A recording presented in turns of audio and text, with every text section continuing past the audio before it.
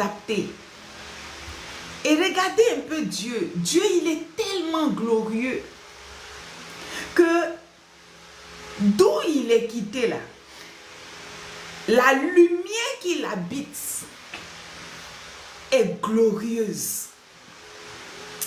Et cette lumière, la petite partie de cette lumière qu'il a déplacée pour venir dans le ciel, l'endroit qu'il a créé, qu'il a fait de son trône, la création qu'il a déposée dans le ciel, les anges et tous les êtres célestes ne peuvent pas supporter cette petite partie de sa gloire.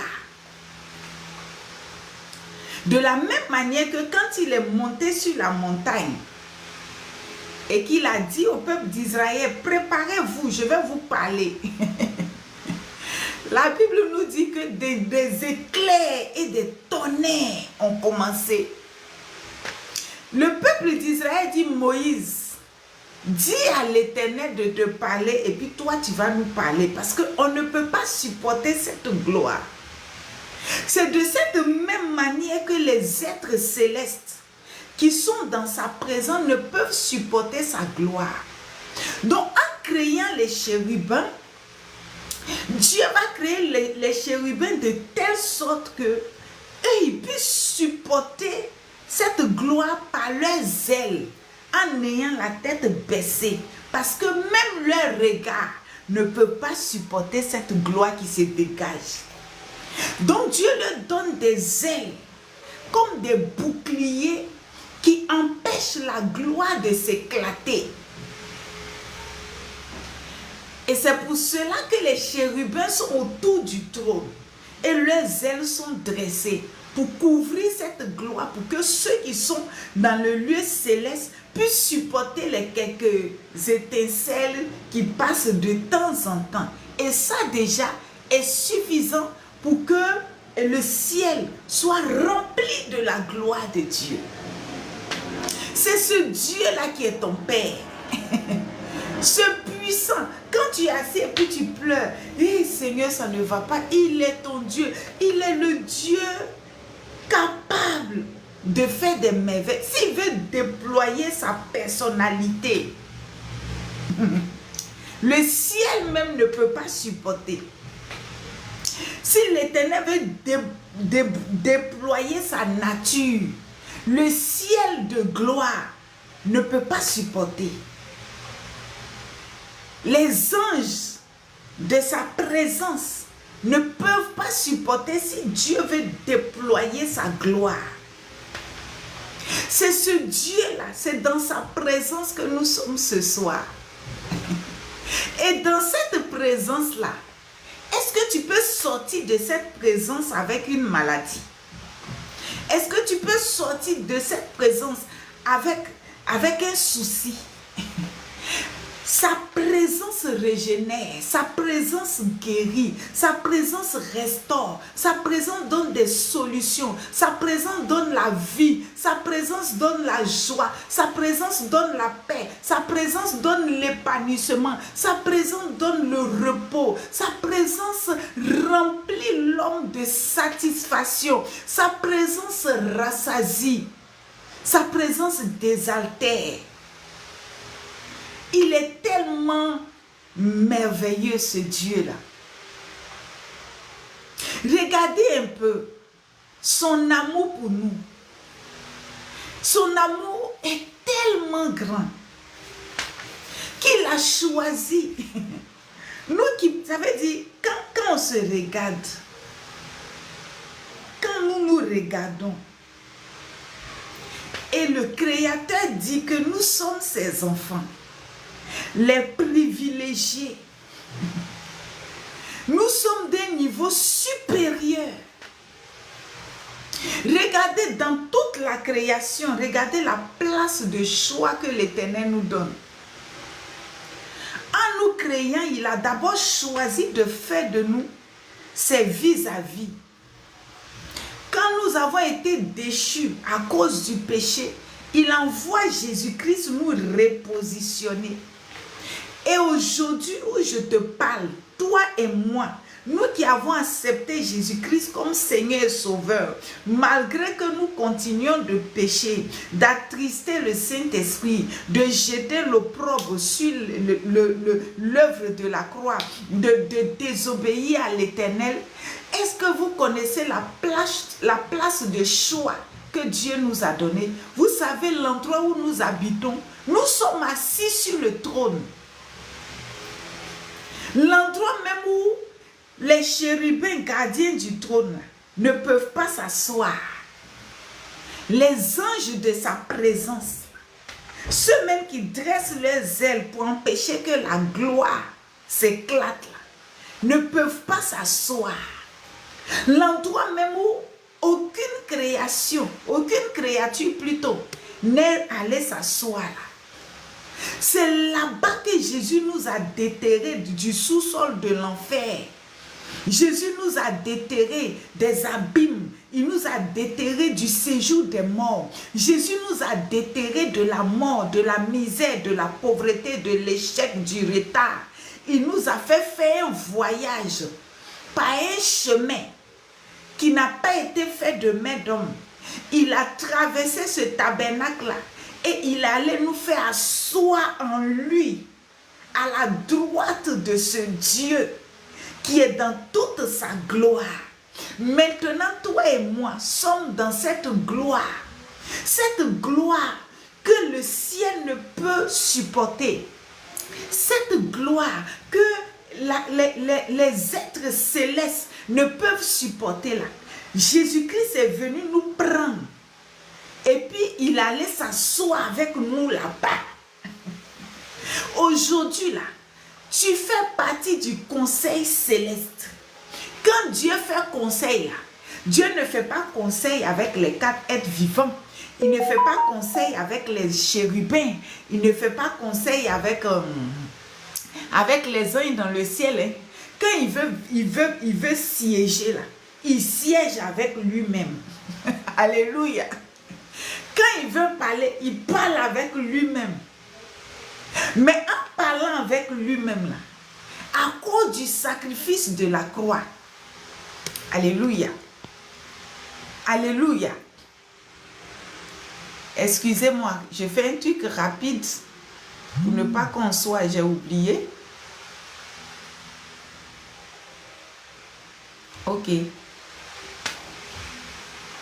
À cause de l'œuvre de la croix, nous comme ça, des petits hommes sur terre, qui avons dans nos narines le souffle de vie, qui entendons et qui avons un cœur qui pompe le sang pour nous permettre de vivre, qui dépendons des organes pour vivre. Nous là, nous sommes dans le conseil divin. Aucun ange n'est dans le conseil divin. Je suis en train de parler du privilège que nous avons. C'est pour cela, sur cette terre-là, Paul dit, les souffrances du moment présent ne peuvent être comparées à la gloire à venir. Maintenant, moi, je t'ajoute que les souffrances du moment présent ne peuvent être comparées à la gloire que Christ nous donne quand nous nous donnons à lui, quand nous l'acceptons, quand nous nous abandonnons entre ses mains. La position que nous avons, assis dans les lieux célestes en Jésus-Christ. Je suis assise dans les lieux célestes en Jésus-Christ. Tu es assis dans les lieux célestes en Jésus-Christ. Et ce n'est pas n'importe quel endroit. Il est parti s'asseoir à la droite du Père. Et tu es là-bas. Aujourd'hui, là, tu participes au conseil divin. Ce qui n'est pas donné aux anges. Il dit, Dieu ne demande pas conseil à quelqu'un pour faire quoi que ce soit. Mais il a posé une question quand il devait détruire Sodome et Gomorrhe. Il dit, mais est-ce que je vais détruire Sodome sans dire à Abraham, mon ami personnel, celui avec qui je suis rentré en alliance, l'alliance du vin qui symbolise le sang de l'animal qui a été sacrifié dans le jardin pour le salut de l'humanité, qui est venu se matérialiser à la croix de Golgotha. Celui-là avec qui j'ai mangé le pain, j'ai bu le vin. Est-ce que je peux? Non, il faut que je lui dise le secret de mon ventre, le secret caché de mon cœur, ce que je veux faire. Et il a dit dans sa parole que la gloire de Dieu, c'est de cacher les choses. Et la gloire des hommes, c'est de découvrir ce que Dieu a caché. Alléluia. Ça veut dire quoi? Que toi, tu es participant du conseil divin et Dieu te donne la capacité et l'opportunité de découvrir ce qui est dans son cœur, de savoir ses décisions. Dieu ne donne pas des révélations aux cailloux. Les arbres, il ne peut pas te dire ainsi parle l'Éternel. Sauf si Dieu veut utiliser une image pour nous parler. Sauf si on a tellement exagéré, puis Dieu veut nous parler pour nous choquer un peu. Là, Dieu peut utiliser un arbre pour parler. Si Dieu veut nous choquer un peu, comme il a utilisé l'âne, un animal pour parler. Quand Dieu veut nous choquer un peu, Jésus dit, si les hommes se taisent, les pierres crieront. Ça veut dire quoi? C'est quand nous, les hommes, nous allons faillir, quand nous allons refuser, quand nous allons désister, quand nous allons abandonner notre poste d'être au conseil de Dieu, que Dieu va permettre que les pierres commencent à crier. Mais jusqu'à présent, là, scellé, collé par le sang de Jésus, l'œuvre de la croix. Et j'ai mis un verset et le thème, conduit par l'esprit. Romains 8, le verset 14 dit, car tous ceux qui sont conduits par l'esprit de Dieu sont fils de Dieu. Maintenant, je viens d'expliquer un peu la position que le fils de Dieu a, la fille de Dieu a. Maintenant, sur cette terre, est-ce que tu laisses l'esprit de Dieu qui habite en toi te conduire? C'est une question. Tous les anges voient que tu as une place de choix, une position privilégiée. La création est au courant de ça. Satan même est au courant. Les démons sont au courant. Les sorciers de ta famille sont au courant. Maintenant, toi, est-ce que toi-même, là, tu respectes le Saint-Esprit et tu te laisses conduire par lui? Parce que si tu ne te laisses pas conduire par l'Esprit, il sera difficile que ta gloire du ciel paraisse sur la terre. Ce serait difficile qu'on voie au travers de toi la gloire du Tout-Puissant. Cette gloire-là sera ternie. Cette gloire sera fermée. Cette gloire n'aura plus d'éclat. Il est important de te laisser conduire par l'Esprit de Dieu sur la terre. Tu n'as pas besoin de te surcharger pour dire non, dans un an, ou bien en une année, ou bien en un mois, voici comment je vais vivre avec le Saint-Esprit. C'est trop, ça c'est trop ça. Ça c'est trop de bagages. Seconde par seconde, minute par minute, heure par heure, planifie avec l'Esprit de Dieu chaque pas que tu poses sur cette terre. Laisse le Saint-Esprit être ton conducteur, ton guide, ton dirigeant.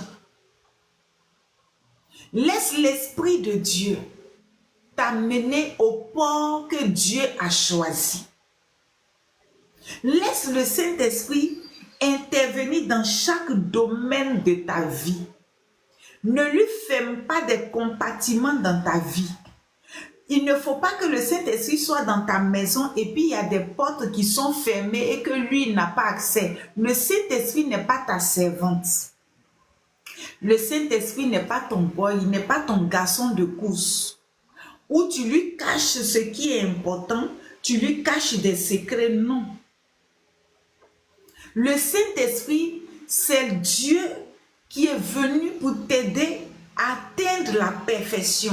Il est là pour t'aider à atteindre la stature parfaite de Christ, à devenir un homme fait, pour que quand la trompette va sonner là, il puisse transformer ton corps physique et que tu sois enlevé.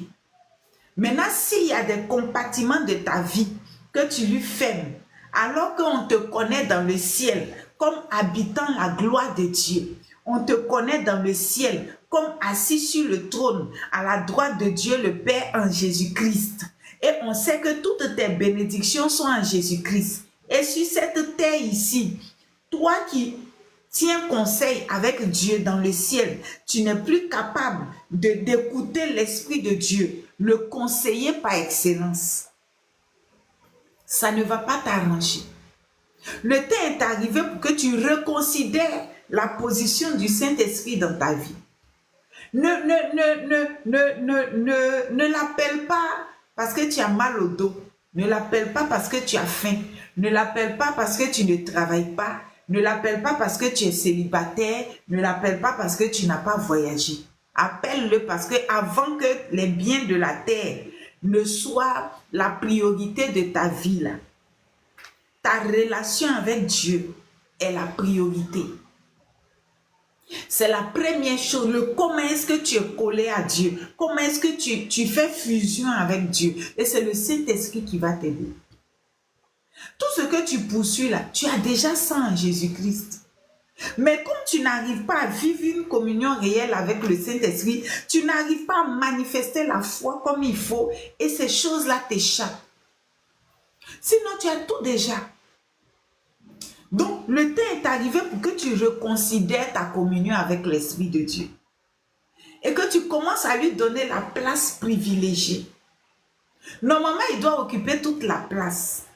Mais comme pour le moment, tu l'as tellement mis à l'écart. Et lui aussi, il s'est bien resté dans son coin. Quand il arrive chez toi et puis tu dis, voici, il faut t'asseoir ici, il s'assoit là-bas. Mais si tu lui dis, non, non, non, à partir d'aujourd'hui, là, c'est moi, je suis chez toi, Saint-Esprit. Tu pleures que ton loyer n'est pas payé, mais qui loge dans la maison? Vous croyez que si Dieu loge dans une maison, il ne va pas payer?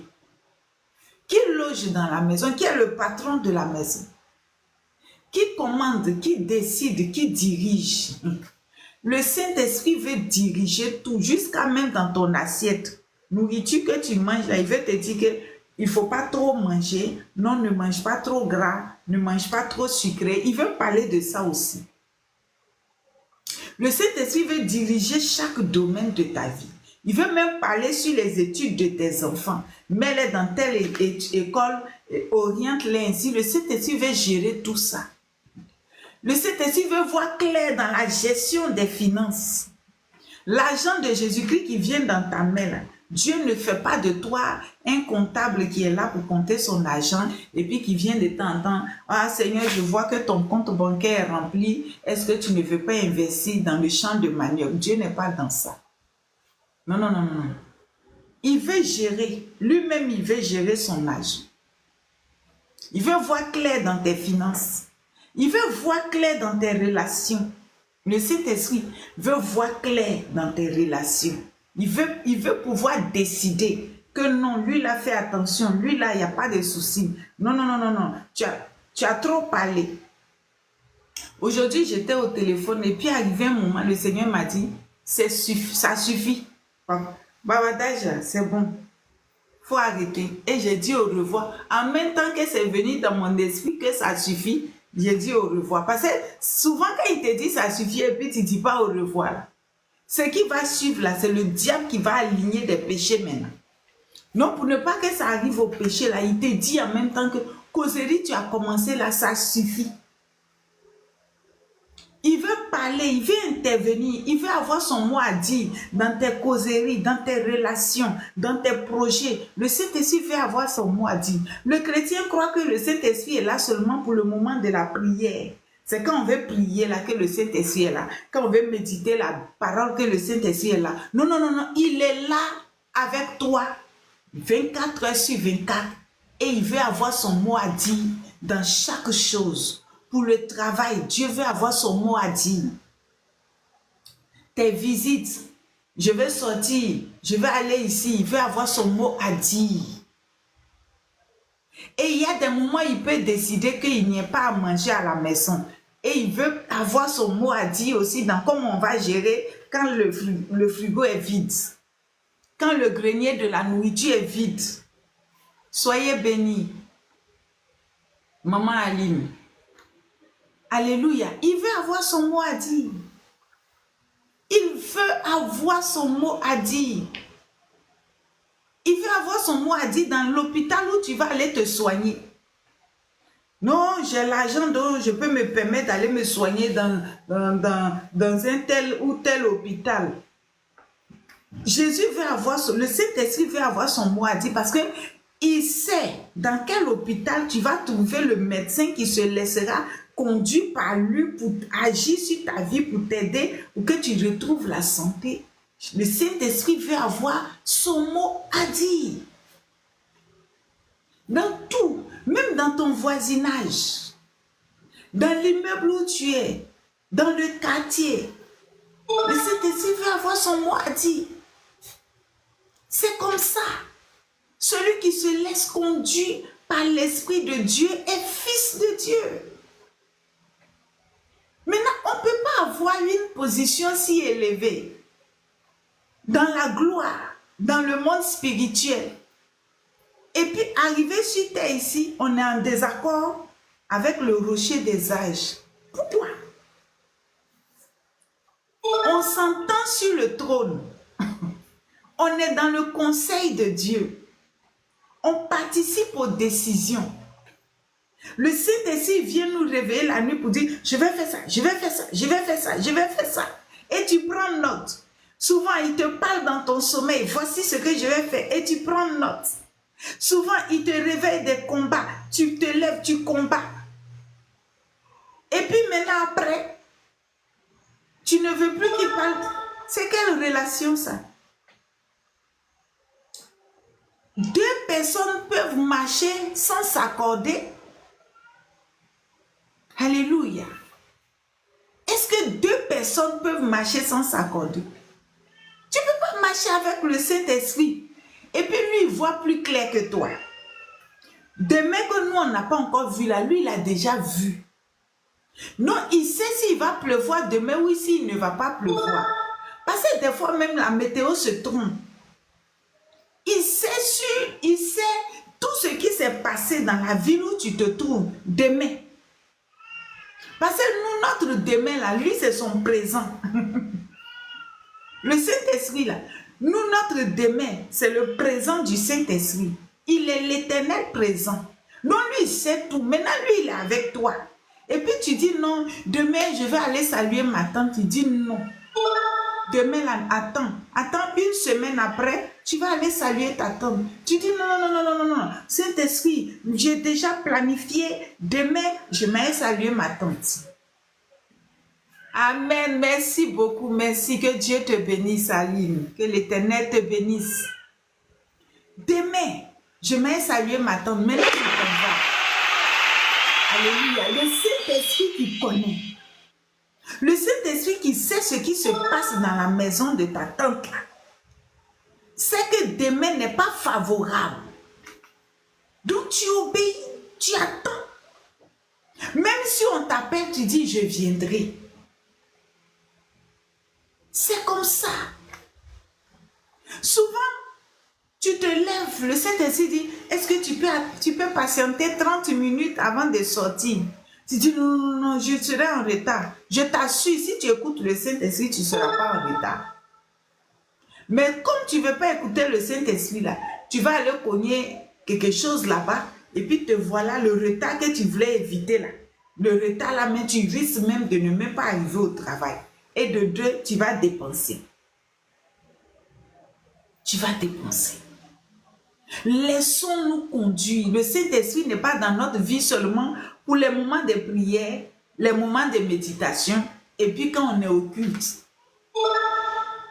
Ou bien quand c'est chaud sur nous maintenant, on ne sait plus où donner la tête là. C'est là on commence à pleurer. Saint-Esprit, Saint-Esprit, intercède à ma place, parle au Père, parle au cœur du Père. Toi, tu es au trône là, tu as besoin encore que le Saint-Esprit parle pour toi. Si tu faisais fusion avec le Saint-Esprit là, les sentiments de ton cœur là, il fait monter directement. Si tu es un avec le Saint-Esprit, Dieu sait tout ce que tu vis. Si tu es un avec le Saint-Esprit, c'est parce que quand la Bible dit, il fait monter des soupirs inexprimables, c'est parce qu'il est en toi et puis il est compatissant. Et quand il sait que le célibat est en train de te ronger comme la teigne, comme la lèpre, comme la gangrène, et puis tu as mal, chaque nuit, tu es seul, tu te sens seul, et puis tu as besoin d'être accompagné dans tes dépenses de tous les jours. Et si j'étais mariée, cette charge-là, quelqu'un allait, mon conjoint ou ma conjointe allait m'aider à telle situation. Et le Saint-Esprit sait. Que l'Éternel te bénisse. Le Saint-Esprit sent cela. Pourquoi? Parce que vous êtes fusionnels, vous êtes mélangés, vous êtes un. Donc, tes soupirs là, quand tu commences à soupirer là, lui aussi il fait monter, mais lui, là, à la différence de toi, tes soupirs, tes gémissements, c'est que quand lui il gémit, ça s'en va au cœur de Dieu. C'est ça. Quand lui il gémit, ça va au cœur de Dieu. Quand il gémit, ça va au cœur de Dieu. Quand il gémit, ça va au cœur de Dieu. Donc, le Seigneur commence à dire, attends, mon enfant est en train de gémir, attends, je vais voir. Qu'est-ce qui se passe? C'est comme tu dors dans une maison avec tes enfants, tu es dans l'autre chambre, et puis tes enfants sont dans l'autre chambre. Et puis la nuit, tu entends des gémissements, des douleurs, gémissements de douleur. Mais forcé, tu vas aller regarder. Non, il fait pousser des soupirs inexprimables. Les soupirs disent, Le du Saint-Esprit là, ça monte plus au trône que toi, tes Donc, forcé, Dieu intervient. Mais toi, tu es à 10 km, le Saint-Esprit est à 100 km. Tu dis, tu restes là-bas. Hein. Quand j'aurai besoin de toi, je t'appelle. Non, matin, on a fini de prier. Saint-Esprit, tu m'attends dans ma chambre. Je vais au travail, je reviens. Non, tu dois vivre une communion réelle. Cœur à cœur, sentiment à sentiment, émotion à émotion, avec le Saint-Esprit. Et c'est comme ça que, quand il va faire monter des soupirs, ce sont tes soupirs qui montent. Quand il fera monter des pleurs, ce sont tes pleurs qui montent. Quand il fait monter aussi ta joie, quand il fait monter ses joies, ce sont tes joies qui montent. Et tu vas sentir que ta vie là, le Saint-Esprit commence à donner des solutions. Toi-même tu dis, mais attends, donc c'est comme ça? Oui, c'est comme ça. Ceux qui sont conduits par l'Esprit de Dieu sont fils de Dieu. Est-ce que quelqu'un comprend? Nous avons un Dieu merveilleux. Nous avons un puissant roi. Que toute la gloire revienne à Jésus-Christ. Et je voudrais que ces paroles-là restent dans le cœur. Que cela ne reste pas seulement dans l'entendement, mais ça n'a qu'à rester dans le cœur. Et qu'on comprenne que nous avons une place de choix. Et nous devons privilégier notre communion avec le Saint-Esprit. Nous devons privilégier cette communion avec le Saint-Esprit et notre marche sur la terre sera beaucoup plus luisante. Et nous allons avoir plus de résultats positifs. C'est vrai que le fait que nous soyons des enfants de Dieu suscite des guerres, des combats, des conflits. Parce que nous sommes des brebis au milieu des loups. Je ne sais pas pourquoi Dieu a choisi ça. Parce que la brebis, c'est la nourriture des loups. Mais Dieu a voulu montrer un peu la faiblesse qui domine la force. Ça veut dire, dans notre faiblesse, Dieu manifeste sa force pour vaincre les ténèbres. Mais il y a de l'adversité. Et l'adversité qui vient, si nous sommes seuls, nous ne pouvons pas tenir. Si nous sommes seuls, sans le Saint-Esprit, nous ne pouvons pas tenir dans l'adversité. Nous avons besoin du Saint-Esprit pour tenir face à l'adversité. Et si le Saint-Esprit est un avec nous, quels que soient les combats qui viennent, ces combats-là ne vont pas nous affecter. Et nous sommes en sécurité. Pourquoi? Parce que le Saint-Esprit, sa présence dans notre vie rehausse notre niveau spirituel. Et nous positionne à un niveau où nous ne pouvons pas être atteints par l'ennemi. Et la parole de Dieu qui dit Dieu habite une lumière inaccessible. Cette même parole s'accomplit dans notre vie quand le Saint-Esprit habite pleinement en nous et que nous nous laissons conduire par lui. Nous aussi, la terre ici, tous les ennemis, toute l'armée de l'ennemi nous voient comme des personnes habitant une lumière inaccessible. Donc, de la même manière que Dieu, dans le ciel, habite une lumière qu'on ne peut atteindre, nous aussi, nous habitons la lumière de Christ que les ténèbres ne peuvent atteindre. Et c'est une garantie, c'est une sécurité pour nous. Donc, nous gagnerons à renouer notre communion avec le Saint-Esprit. Parce que sa présence nous met dans une position d'habitants de la lumière qu'on ne peut atteindre. Nous ne croyons pas que nous sommes là, la lumière de Dieu est sur nous et puis on nous voit. Non, non, non, non, non. Dès l'instant où la lumière de Dieu brille sur nous, les ténèbres ne nous voient plus. Les ténèbres ne peuvent pas nous voir parce que la lumière de Dieu, on ne peut l'atteindre. Donc, tel Dieu est là, tel nous sommes, tel il est dans une lumière qu'on ne peut atteindre, tel nous aussi, unis par le Saint-Esprit. La présence du Saint-Esprit nous met dans une lumière, la lumière divine, la lumière de Jésus-Christ, et les ténèbres nous cherchent, les ténèbres ne nous voient pas. Ils font des projets, ça ne marche pas. Surtout nous autres là, on vit encore parce que le Saint-Esprit est là. Sinon, depuis, les gens nous ont fait choukouya. Mais on vit encore à cause de la présence du Saint-Esprit. Parce que si le Saint-Esprit n'était pas là, est-ce que tu allais vivre? Tu ne peux pas vivre. Chaque jour, tu passes devant les loups ravisseurs. Tous les jours, tu t'en vas au marché, tu passes devant eux. Tu vas au travail, tu passes devant eux. Tu es dans ta maison, ils ont mis caméra. Est-ce que si le Saint-Esprit n'est pas là? C'est pour cela qu'il faut prendre au sérieux ce que je suis en train de te dire de la part du Saint-Esprit. Et j'ai fait l'analyse de la vie chrétienne, mais j'ai dit, mais on se fatigue pour rien. Sérieusement, nous les chrétiens, on se fatigue pour rien. La solution est sous nos yeux, le Saint-Esprit. Jésus-Christ est la porte qui nous fait entrer dans la vie de Dieu. Le sacrifice de Christ nous fait rentrer dans la vie de Dieu. Mais quand nous rentrons, il faut que nous demeurions avec Dieu par son esprit. Quelqu'un a dit le jour de l'enlèvement, c'est lui qui va, en un clin d'œil, il va te donner un corps glorieux. Maintenant, tu le laisses au loin. Maintenant, s'il est à 100 mètres de toi et puis l'enlèvement a lieu là, qui va te transformer? Qui va te donner un corps glorieux? Ça là, cette chair qu'on a là,